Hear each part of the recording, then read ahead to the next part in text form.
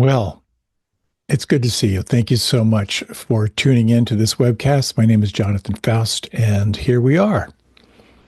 Before we launch into a meditation and I introduce the following talk, a couple announcements.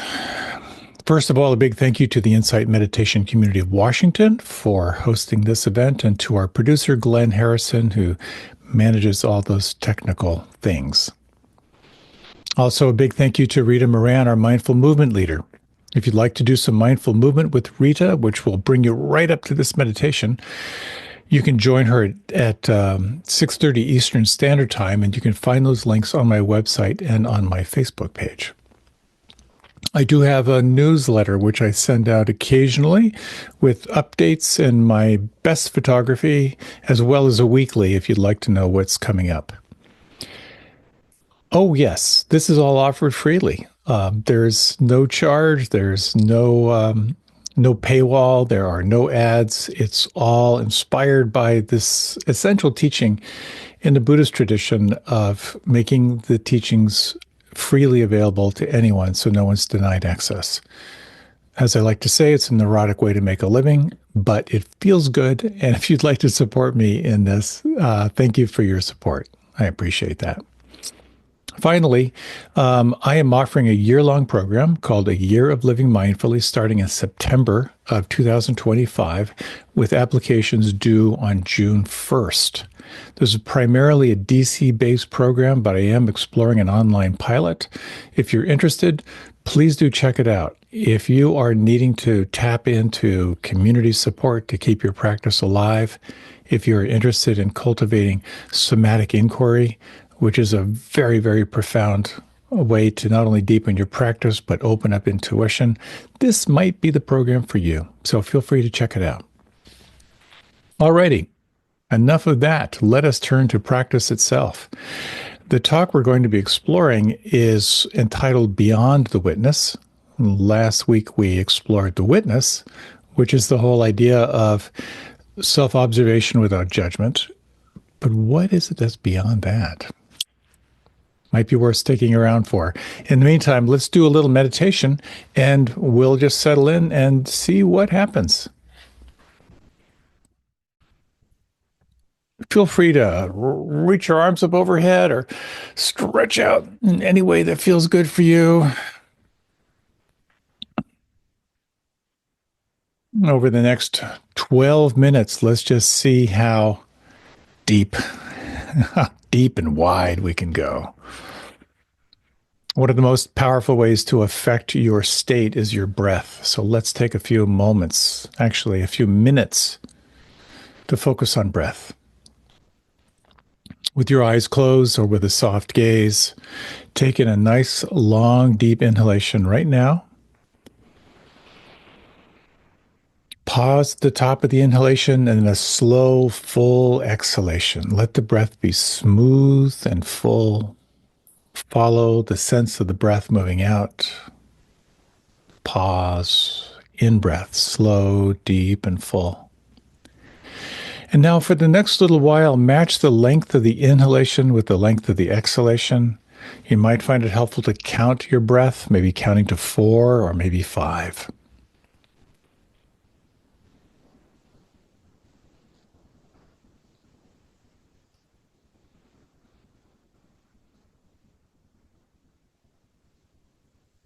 Notice the effect after just a few rounds of breath.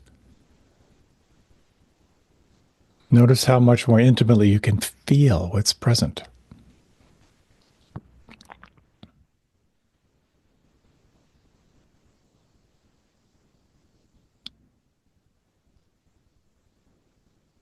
Is it possible to sharpen your attention and at the same time relax just a little bit as you actively feel where the breath is the most predominant on the inside?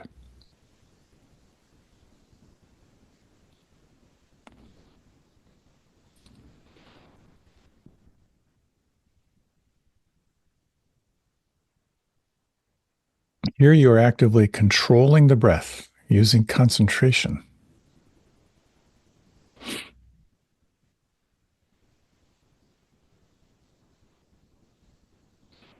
And now notice what happens if you lengthen the exhalation a little bit longer than the inhalation. So a smooth in breath. And on the out breath, extend the exhalation and relax and feel. Just a few rounds.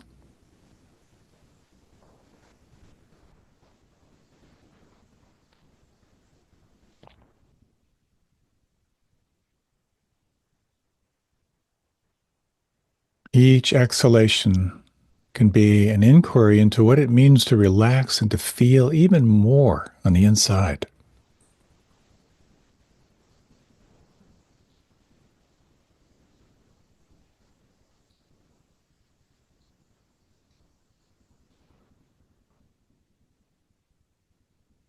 And now, if you like, on the next exhalation, let go of control of the breath and move into observation of the breath.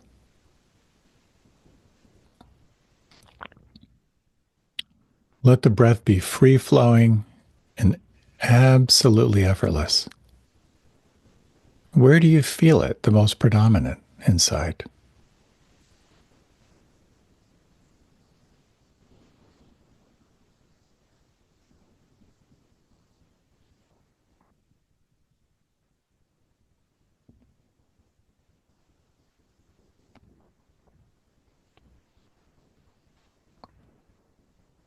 Notice as well what happens if you relax your tongue and the inside of your mouth and the lips and the jaw.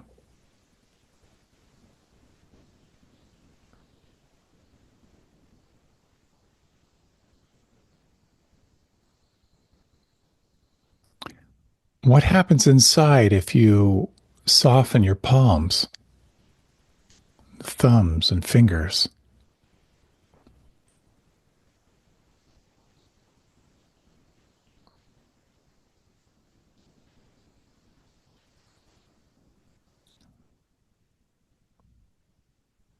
What happens inside if you soften the soles of the feet and the heels? Exploring any sense of pulse or tingling or vibration here.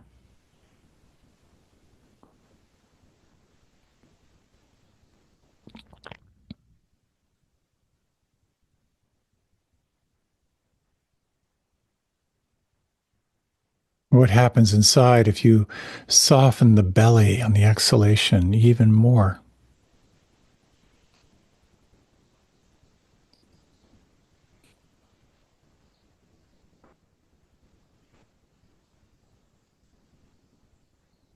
And if you turn your attention now, just direct your attention to either the breath or to the sound vibrations, or maybe to the palms of the hands. For these next few minutes, let this be your primary focus. When you notice the natural narrative of the mind, the natural movement of the mind, as it drifts away from sensation, notice how gently you can bring it back to the point of contact with breath, with the direct experience of sound vibration, or the felt sense in the palms and fingers and thumbs.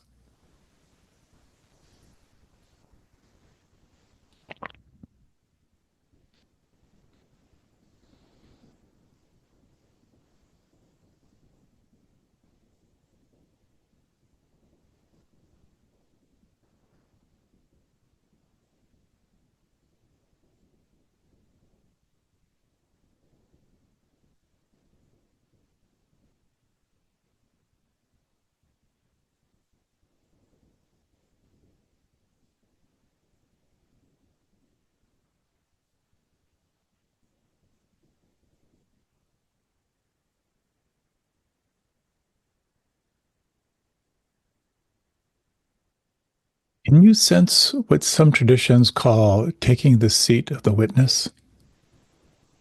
Can you sense this quality of the observer? Non-judging, non-grasping. Just awake to what is changing. And you might like to explore broadening and widening your attention beyond the breath, beyond sound, the felt sense in the palms, widening your awareness to the perception of what's changing right now. And you can explore the following question: is it possible to let all things be?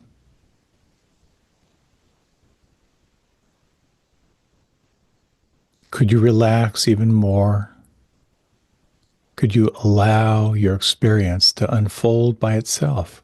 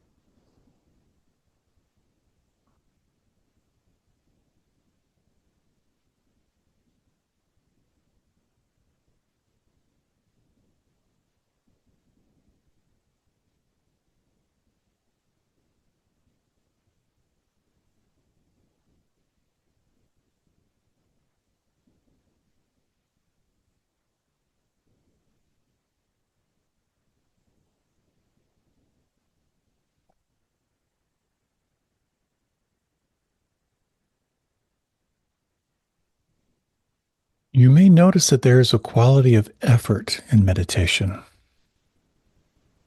When the mind wanders, you bring it back to your anchor. There's also a quality of what we could call open monitoring, where you are the witness and aware of what's changing. And yet there is another quality of meditation, which is a quality of simply letting go and letting be.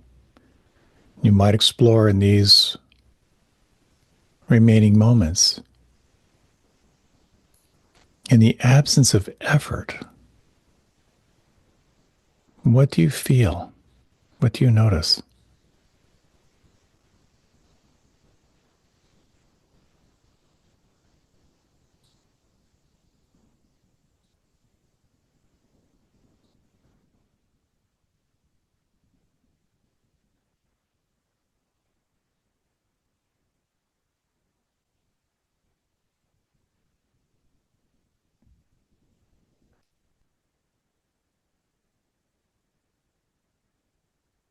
Is there anything right now that could relax or soften or let go?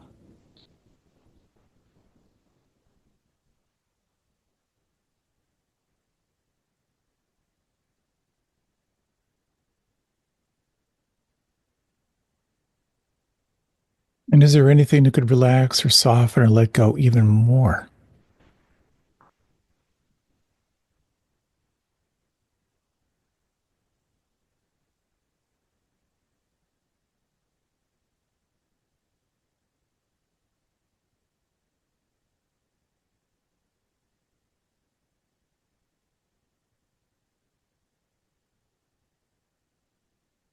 And very gently now, you might begin to deepen your breath a little bit.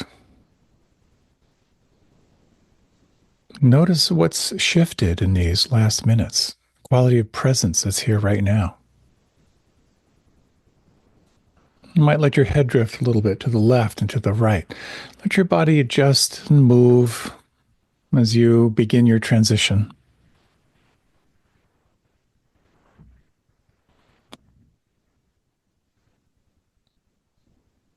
Welcome back.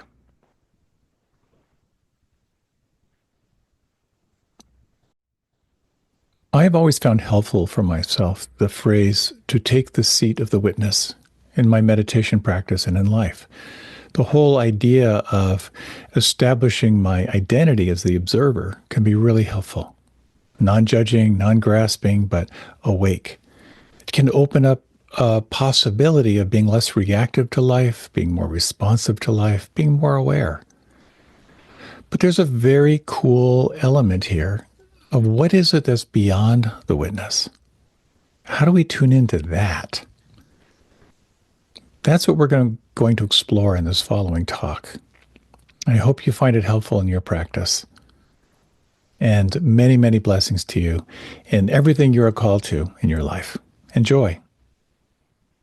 There's a Harrison Ford movie called Witness. It's the story about this little Amish boy and his mom who are in a train station in Philadelphia, and they witness a murder. So Harrison Ford, for whatever reason, has to kind of disguise himself as an Amish, and he's with his kind of adopted family, dressed in Amish outfit, and going into town in the horse and buggy. And some of the local bullies are harassing his adopted family. I think they take a little ice cream cone, and he gets out to interact with them, and I think they dip his nose in the ice cream, knowing that as an Amish man he's not going to hit back, but instead Harrison Ford punches this guy in the face. I saw it in a movie theater, and I remember how everyone laughed and they applauded at that moment. So it's interesting how, with the movie The Witness, he suddenly was no longer the witness. He was no longer the objective observer. Aversion took over, and suddenly, losing the witness, he was caught in reactivity. You might be asking yourself, why is he talking about this right now? First of all, it's a great movie, but I want to talk a little more about this concept of the witness, how being the witness can really serve you in cultivating less reactivity. But more than that, how the witness can really be a way to experience reality and explore awareness itself. So I'd like to talk a little bit about the power of the witness for freedom and liberation. So I'd like to talk first about how the witness can free you from the tyranny of the mind. And second, how it can free you from the tyranny of constant, never-ending reactivity. But then I'd like to talk about what it means to become aware of the witness itself. And beyond that, what it means to be aware of awareness. Like, what is it that's beyond the witness?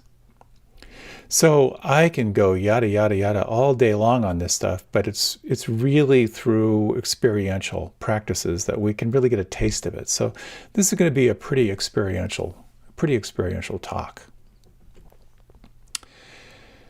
So awareness of the mind, freedom from tyranny of the mind. I was thinking about this. It reminded me of how I faked my way into a job with the Peace Corps many years ago. I just finished my master's degree, and I ended up getting a job as a lecturer in phonetics at the University of Niamey in Niger, West Africa. And how I basically faked my way into the job is they asked me if I could teach university level phonetics, and I said yes. I knew very little about phonetics. And what I didn't realize when I got there from my training in immersion in French and local languages was that I was going to be teaching graduate level phonetics. That my students were secondary teachers from all over the country. Many of them were 20, 30 years older than me. Most of them were fluent in at least 4 languages. I was 22 years old, and I was still struggling with English, let alone struggling with French. And I had these nightmares of my first lecture, of standing in front of this group and saying, my name is. And what I noticed, of course, is how my mind was generating this narrative of horror. And that's what the mind does. It's designed to anticipate danger. And it's designed to anticipate possible rewards. If in an unexamined life, all we're doing is moving away from pain and moving toward perceived pleasure. When you begin to study the mind, you see that out of these 50,000 thoughts a day, very few are originals. You also begin to notice how there's a negativity bias that runs through almost everything. What could go wrong? What could threaten my well-being? The positive information tends to be a little more like Teflon, but the negative stuff, that's what really sticks. Someone was recently telling me how, with the holidays coming upon us and social isolation, of how he just keeps thinking about being alone. And he realized it's just this circular thinking, coming back again and again and again to this whole story around being alone for the holidays. And he realized that this thought was just a habit. It's almost like going back to chew a comfortable bone. And maybe you've noticed this cyclical thinking, how the same stories tend to just keep coming by again and again and again. And this is what meditation or mindfulness reveals. It reveals your top 10 or your top 5, the habitual stories and thoughts that just keep replaying over and over and over again. Part of this is this function of consciousness that's designed to keep this sense of who you are intact. So it's an ongoing narrative keeping the story together of who you are. It's not a bad thing because it keeps the sense of self intact, but it goes on all the time, reinforcing the sense of who you are as this separate being making your way through the world. The good news is that you can wake up to it, that you can be aware, more and more aware of your thought process. And this is the cool part.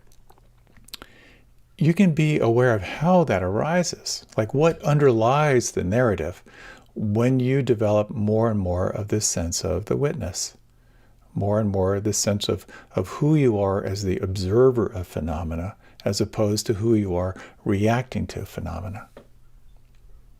So we are reacting all the time. Good news, bad news, good news, bad news. And I remember actually just a few days ago, we had the snow coming into DC.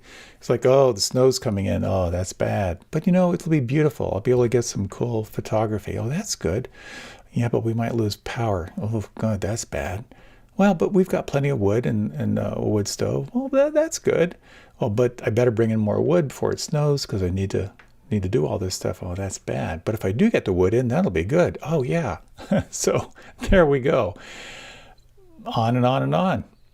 And you may notice when you begin to slow down and observe the mind that we're constantly filtering our experience. What's good? What's bad? So from where do thoughts arise? This could be a complete series of talks, but one thing to consider is that thoughts and beliefs and habits arise from the direct experience of here and now through your senses and through the body. That phrase, your issues are in your tissues, is really quite true.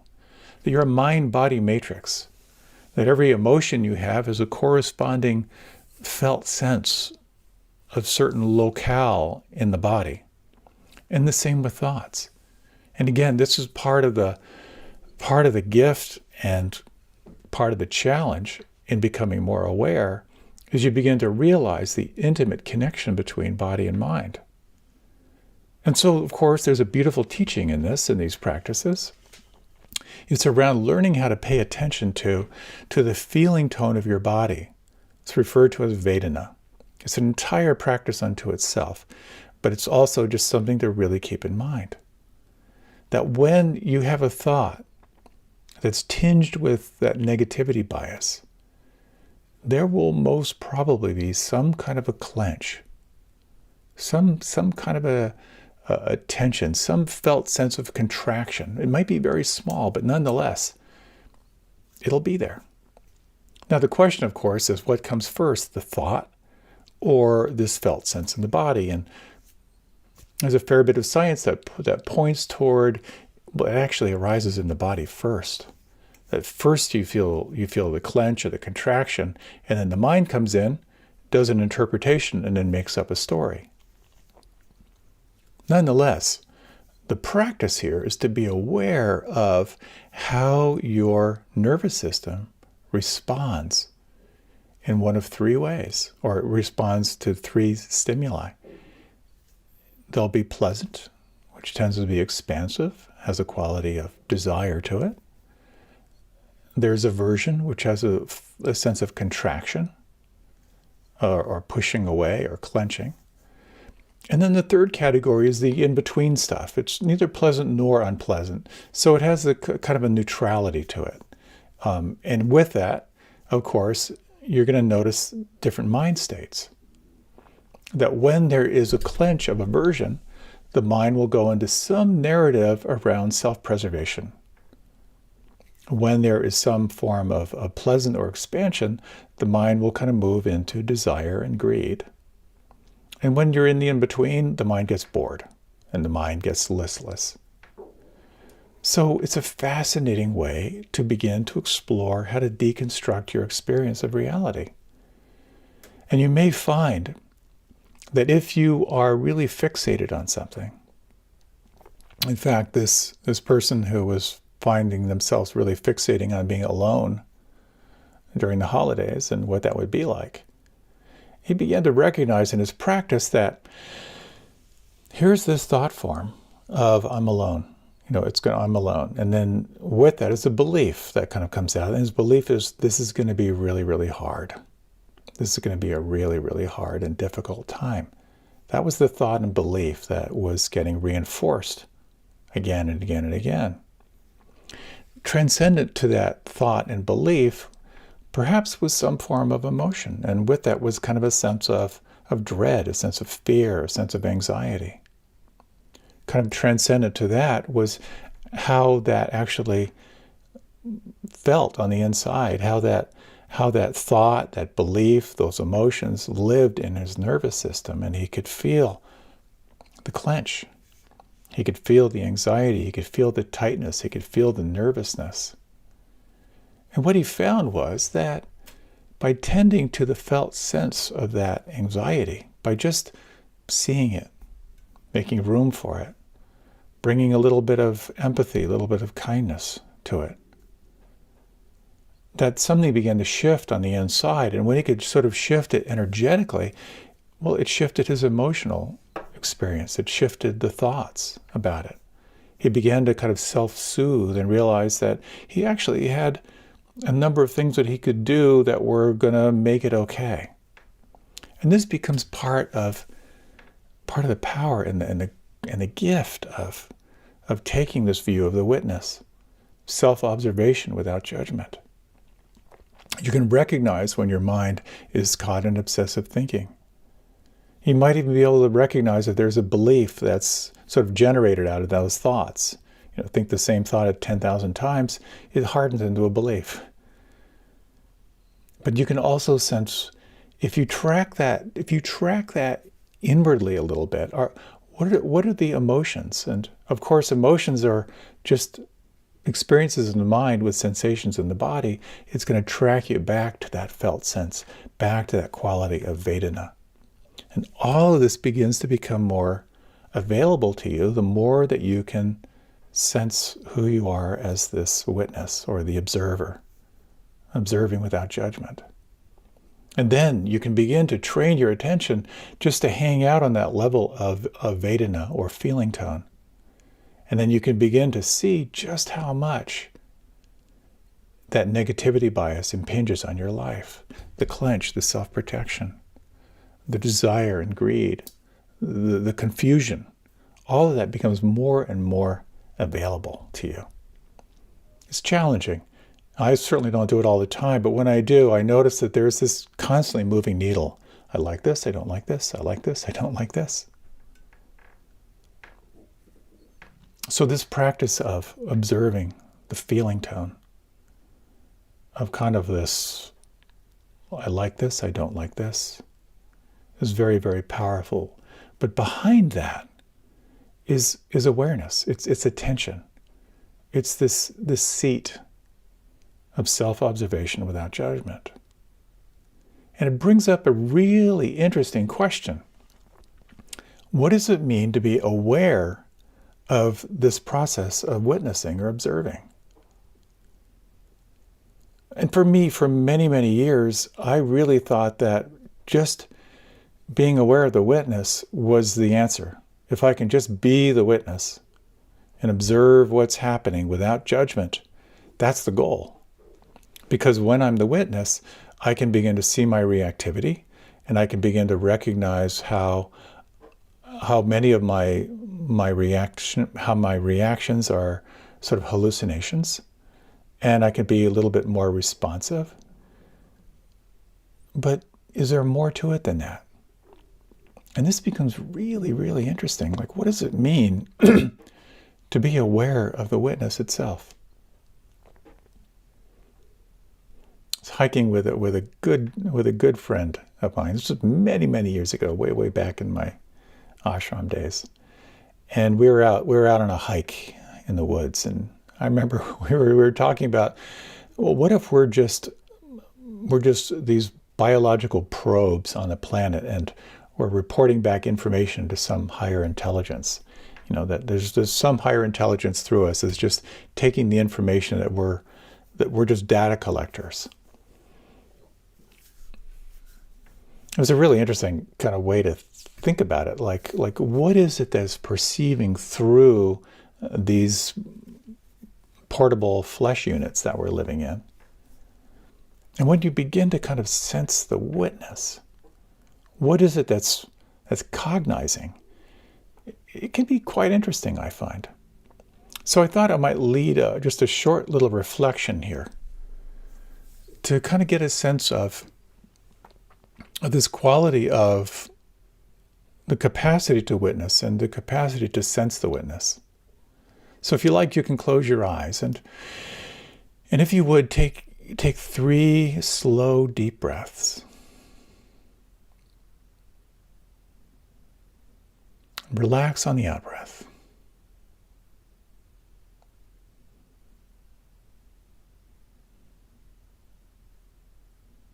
And you might take a moment just to sense if there's anything that could soften right now, anything that could relax.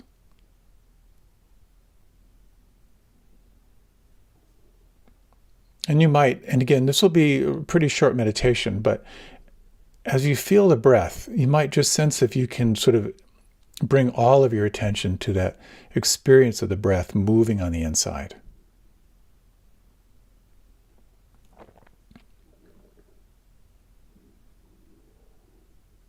And you might sense this quality of a kind of relaxed attention and relaxation and alertness at the same time.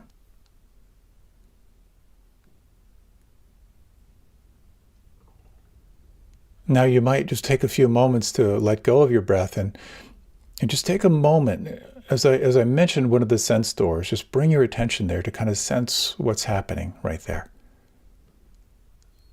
Opening to sound vibration.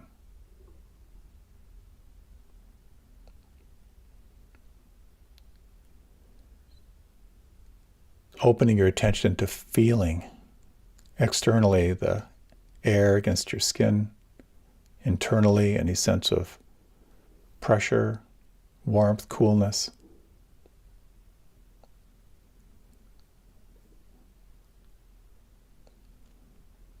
Opening awareness to smell.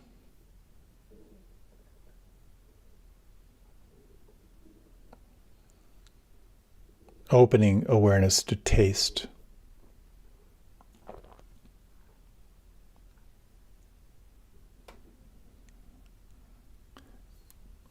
Opening awareness to the perception of light, of vision beyond your closed eyes.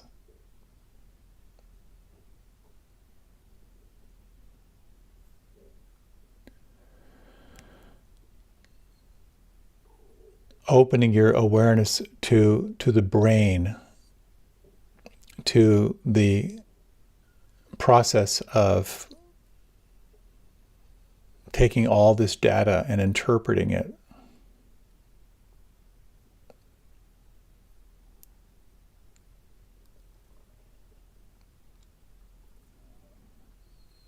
Opening your attention now to this quality of Vedana, of pleasant, unpleasant, and neutral, noting how it might fluctuate or change or maybe static.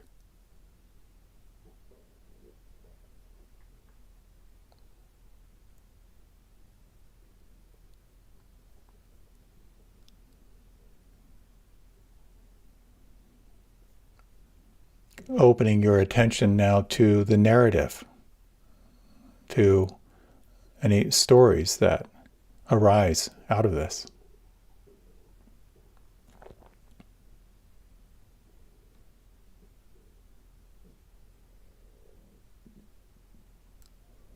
And just sensing now, what is it like for you to be aware of the witness itself?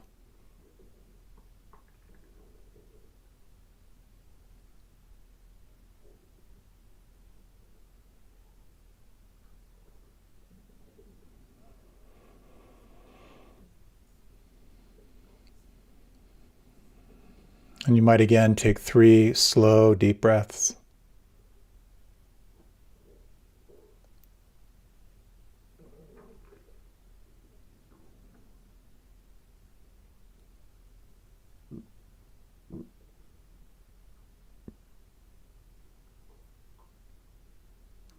And if you like, you can remain with your eyes closed, or if you like, you can let your eyes open, take a moment to stretch.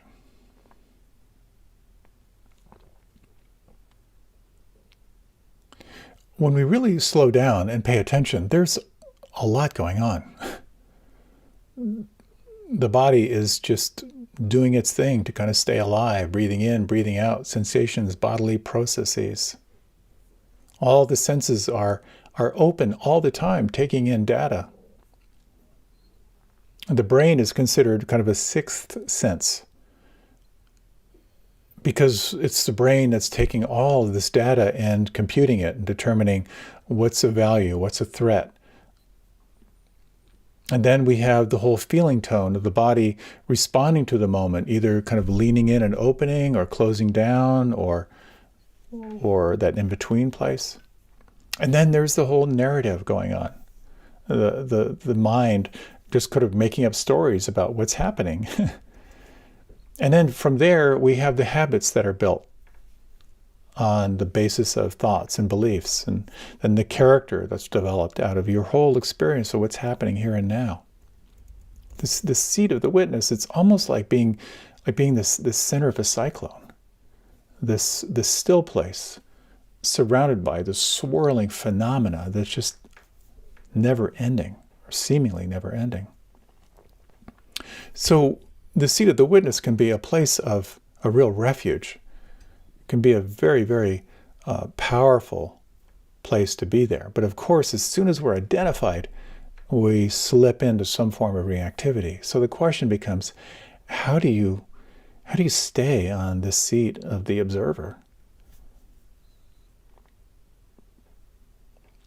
So it's helpful to remember kind of the foundations of the practice, that of course we're pulled into reactivity all the time. And this word sati in this form of meditation of anapanasati is the technique of being aware of breath. Anapana is breath, the experience of breath, all that arises from the breath. And sati is remembering. So remembering is a really key element here in this practice. Not just remembering the breath, but remembering the here and now, all that arises from the here and now, that all we're really seeking in life is found in the here and now. And so we have the practice of focus and concentration and arriving. That in order to take the seat of the witness, you've got to be here. So all the techniques that help you to arrive in the here and now are so helpful. And opening into mindfulness is from this place of intimate, present moment awareness. You then broaden your attention, and then you begin to sense, oh my God, here's everything that's happening. Is it possible to be aware of what's happening and to let things be at the same time? And of course, it's challenging. And so here you toggle back and forth from concentration, arriving, widening, opening into the seat of the witness. It's a delicate process because you're moving from willful practice into kind of gradations of more and more allowing. And this is the part I'd like to play with the remaining time. that we have here. Because so much of meditation practice is really seen as a practice of doing, and it is. When the mind is a caffeinated chipmunk, it needs to be trained. So there is an element of training the mind. And there's tremendous benefit in training the mind. Because as you train the mind to pay attention, very, very powerful things can happen. And I've always loved the analogy of training a puppy. You got a puppy, you say sit, puppy has no idea what you're talking about. You push her little bottom to the ground, quarter second, she's off and running. It's the same thing with our mind. Patience and persistence is what develops a healthy puppy. And I think it's the same thing for ourselves, of recognizing this is the nature of the mind. The nature of the mind is to anticipate what's next. So come on back, let's re-arrive, let's begin again. And puppies learn how to sit. And the mind can learn how to sit. You begin to recognize, well, when the puppy doesn't get exercise, the puppy's impossible to train. When the puppy's hungry, the puppy's not going to pay attention. Oh, what do you know? It's kind of the same thing for me too.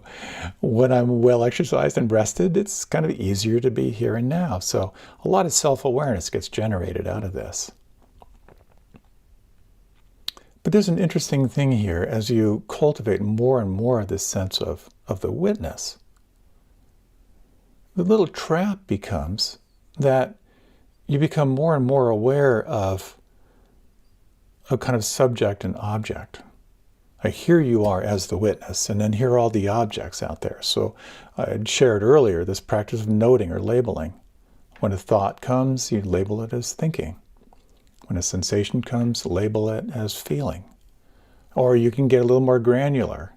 When a certain kind of thought shows up, you can kind of label the type. Oh, anger. Oh, sadness. Oh, grief. Now there's something really, really powerful about that, because in a sense, you're disassociating from the thought, and in that creating a little bit more space between you and it. But it also has a very powerful way of reinforcing yourself as the witness, like this witness is some solid place inside. And I don't think that's true, because ultimately what we're pointing toward is something beyond the witness. We're pointing toward awareness itself. When the Buddha allegedly said that nothing whatsoever is to be clung to as I or mine, it refers to this very, very subtle place of the I that is aware of what's happening. Is it possible that too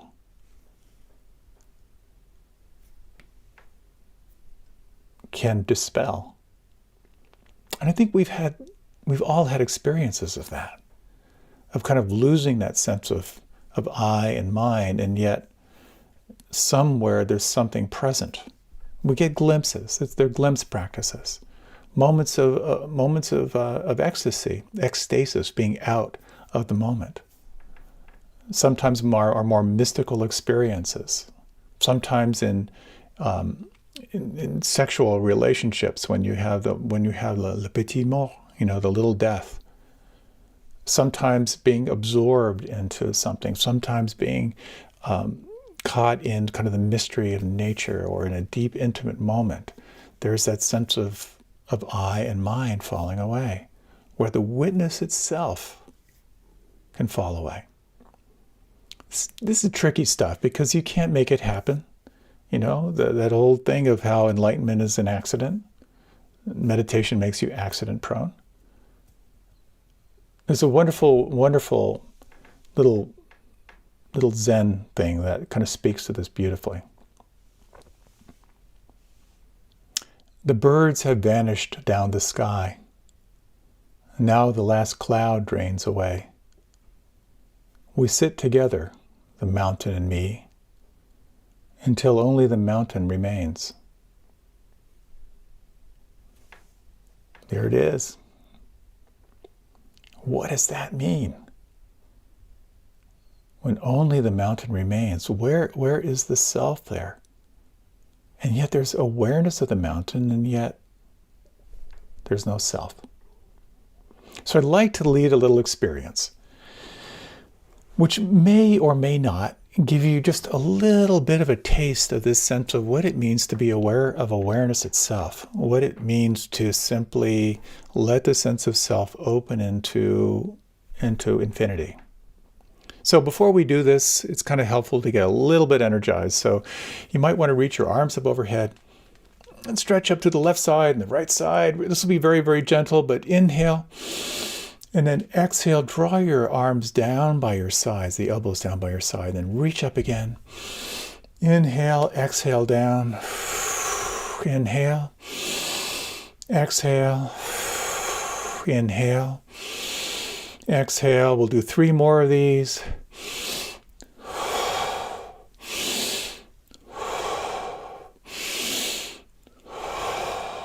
Inhale. Keep breathing, don't hold the breath, but just feel the energy, let the energy build. If you like, close your eyes, let your hands float down by your side.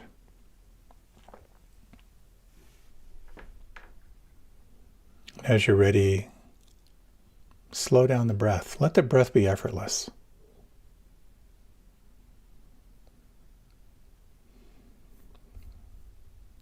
And as we move into this meditation, if you feel at all ungrounded, if it feels at all unsafe, you can open your eyes, you can shift the technique. But this will be just a few minutes, just 4 or 5 minutes.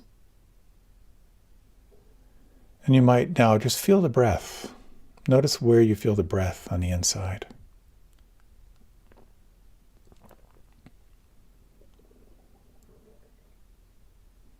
And can you just feel the space inside your body as you breathe? Feel the space inside the sinus cavities in your head.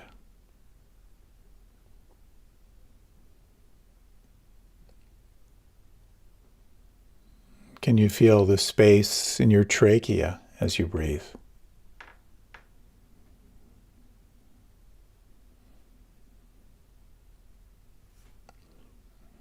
Can you feel the space inside your lungs as your body breathes?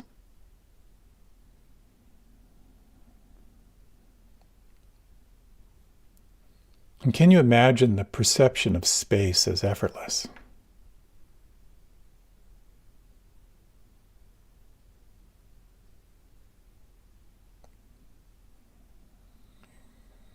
Can you imagine the space between your forehead and the back of your head?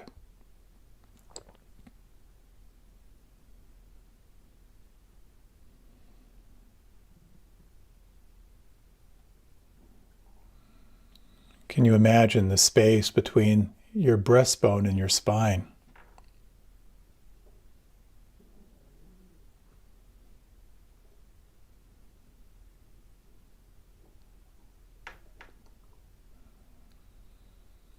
Can you imagine the space between your navel and your spine?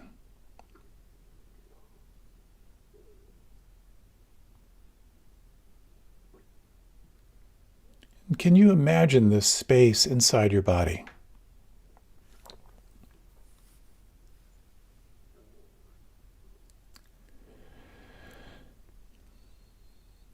And is it possible now to imagine the space in front of your body reaching beyond the furthest star?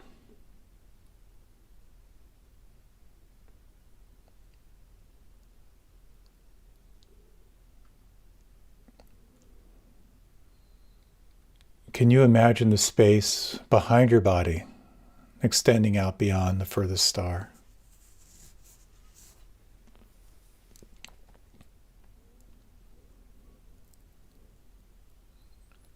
Can you imagine the space to the left of your body extending out beyond the furthest star?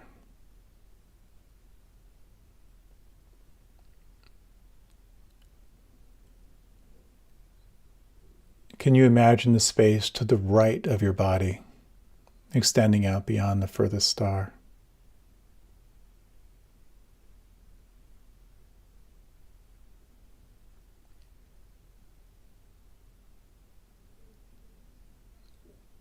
Can you imagine the space below your body extending out beyond the furthest star?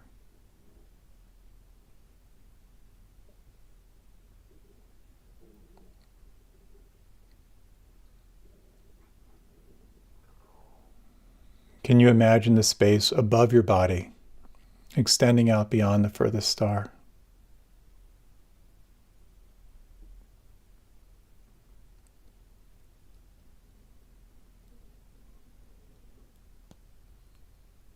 Can you imagine the space inside your body and the space outside your body as one vast continuous space?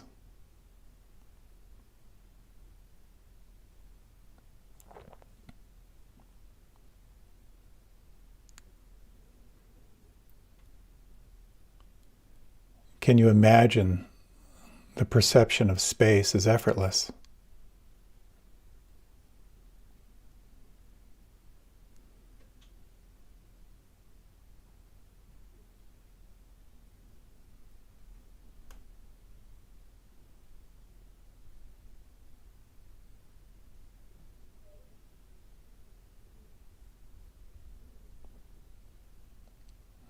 Reflecting on these following words from Sri Nisargadatta.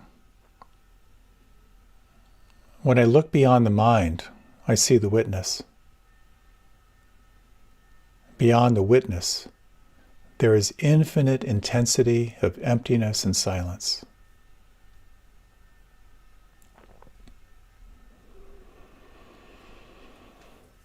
And you might now very gently deepen the breath. And again, sense the space inside the body as you breathe.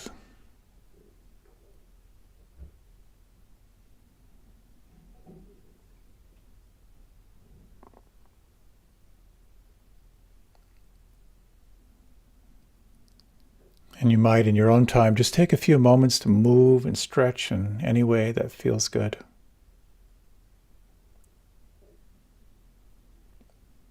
Feel free to remain with the eyes closed, or you can let the eyes open as we just take a few minutes before we close.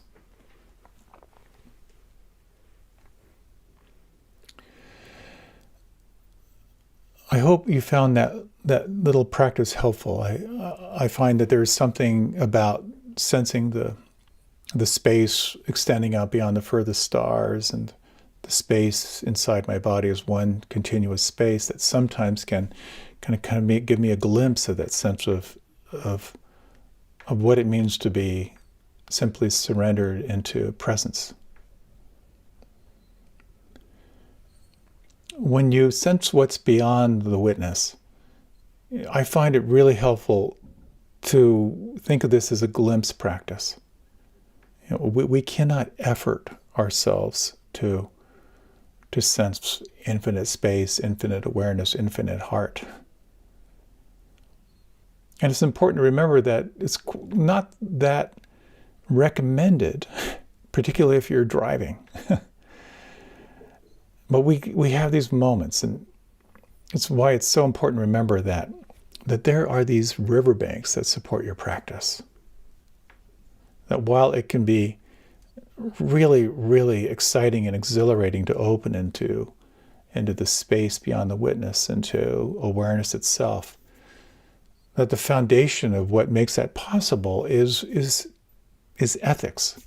Every tradition has an emphasis on ethical behavior, and in Buddhism it's sila.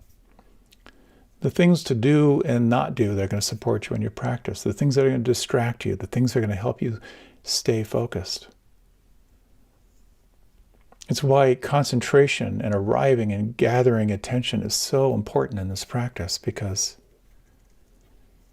when you open into that space beyond the witness, you can also quite often feel like you're ungrounded.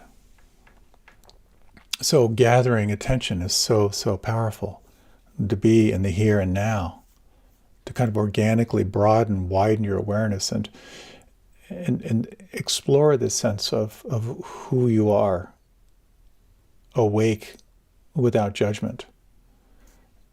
And here you may find yourself becoming free of your conditioning, free of your patterning, free of your traditional ways of self-protection, and becoming more skillful in life, becoming less reactive, more creative, more responsive. But it's also helpful to know that there's a mystery. There's something here beyond your capacity to observe. There's something beyond you as the subject and object practice. We can't force the river on sensing what lies beyond the witness of what it means to be aware of awareness itself. But I think it's very, very helpful to have this in the background. All great teachings, at least in the Buddhist tradition, point toward emptiness. When there's no self, when the witness has fallen away, here's how the third Zen patriarch describes it.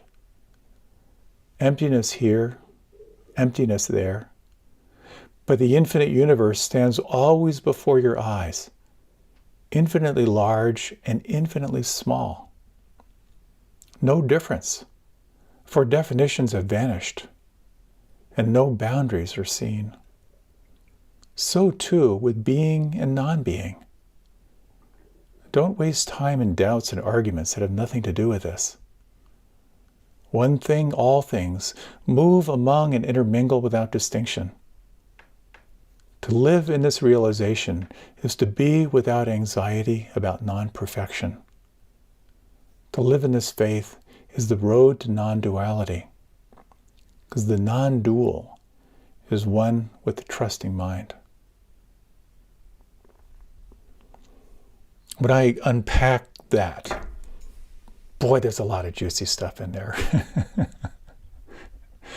And one thing I find, because we have this desire to do it right, this desire, this self-judgment that inevitably informs our practice. And when the third Zen patriarch says, to live in this realization is to be without anxiety about non-perfection, it gives us this possibility of staying open and present to the mystery. And it's that state that gives me hope in my own practice. It was the third Zen patriarch who famously said that this path, that life, is not difficult for those who have no preferences. When love and hate are both absent, everything becomes clear and undisguised. Make the smallest distinction, however, and heaven and earth are set infinitely apart. It's such a subtle pointing out in practice.